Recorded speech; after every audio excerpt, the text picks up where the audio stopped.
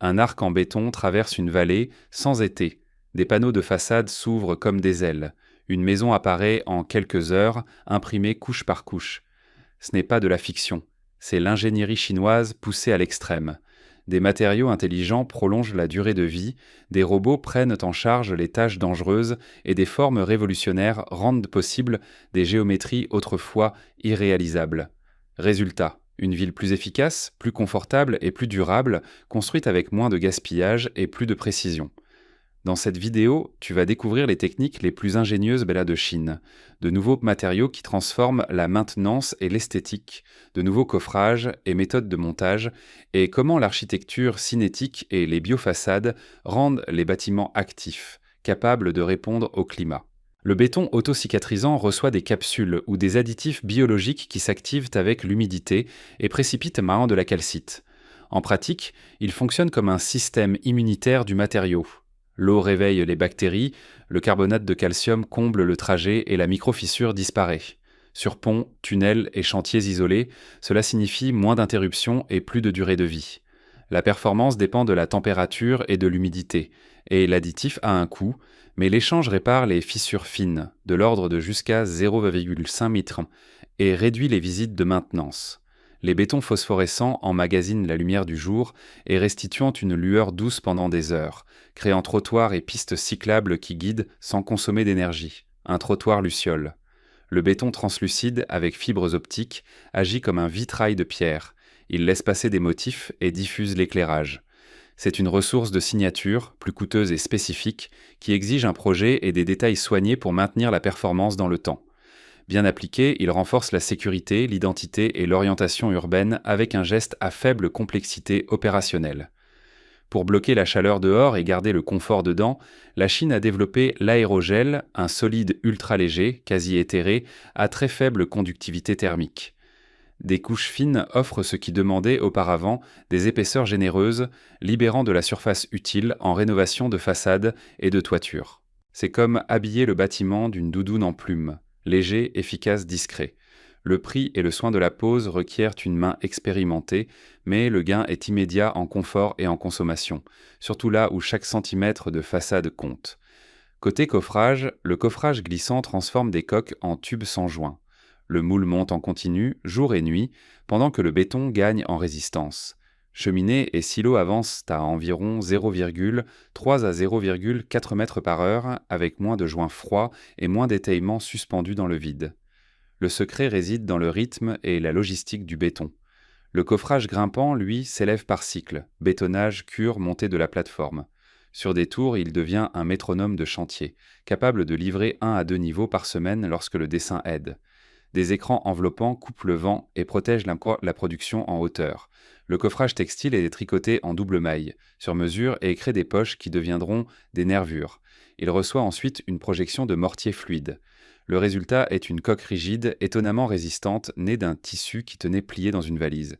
C'est du tricot qui devient structure, parfait pour des toitures, des atriums et des pièces courbes, où réduire la matière sans perdre l'expression compte autant que l'esthétique.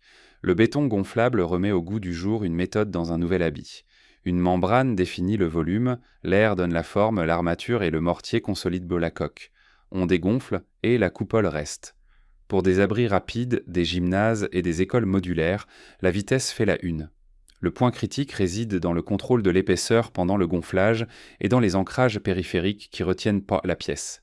Bien calibré, le résultat est robuste et étonnamment économe en matériaux et en temps. Côté méthode de montage, le lançage incrémental pousse le pont comme une règle géante. Des segments moulés derrière la culée, un nez métallique qui réduit les efforts sur la travée, des appuis à faible friction guidant le glissement jusqu'au prochain pilier. Idéal là où la vallée est profonde ou où le fleuve ne tolère pas d'étayement, il combine précision millimétrique et impact minimal sur l'environnement.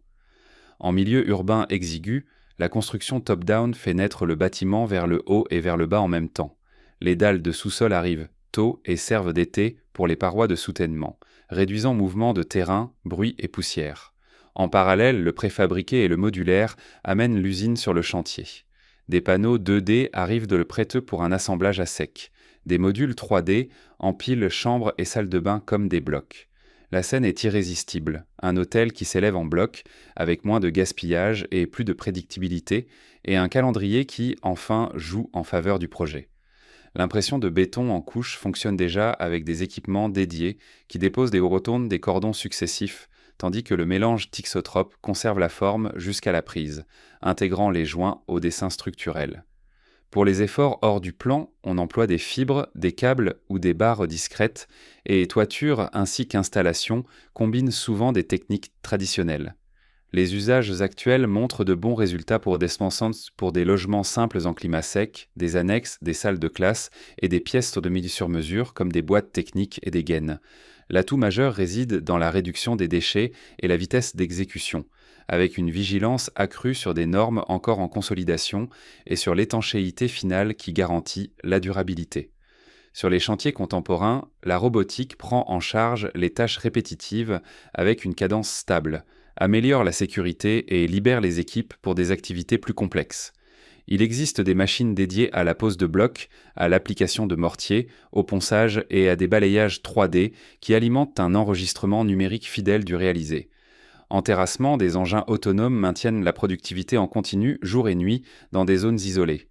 Le bénéfice apparaît dans la régularité de la qualité et la réduction des risques, tandis que le point critique est d'intégrer logistique, capteurs et maintenance pour éviter de créer un îlot coûteux et déconnecté du reste du chantier. Sur l'enveloppe des bâtiments, l'architecture mobile régule lumière et chaleur avec précision grâce à des brises-soleil et des ailes articulées qui s'ouvrent et se ferment selon des cycles minutés, avec des portées de plusieurs dizaines de mètres et des temps d'opération de quelques minutes, assurant ombrage et apport de lumière naturelle selon le besoin. En climat sévère, des façades externes dotées d'éléments dynamiques inspirés des mashrabias réduisent d'où le gain thermique de plusieurs dizaines de pourcents et permettent des verres plus transparents sans pénaliser la climatisation. On emploie aussi des volumes rotatifs qui favorisent la ventilation en été et la captation solaire en hiver. Ce système exige des actionneurs fiables, des joints soigneusement détaillés et un plan d'exploitation et de maintenance défini dès la conception. À l'interface avec les processus naturels, des panneaux de microalgues forment une seconde peau où eau, nutriments et dioxyde de carbone circulent dans des modules vitrés, générant de la biomasse, produisant de la chaleur à basse température et réduisant la charge thermique sur les espaces intérieurs dans des bâtiments pilotes. Dans des solutions fondées sur l'inertie thermique, des maisons partiellement enterrées et des toitures végétalisées stabilisent le climat intérieur avec une faible consommation d'énergie, à condition que l'étanchéité, le drainage et les barrières anti-racines soient spécifiées avec rigueur.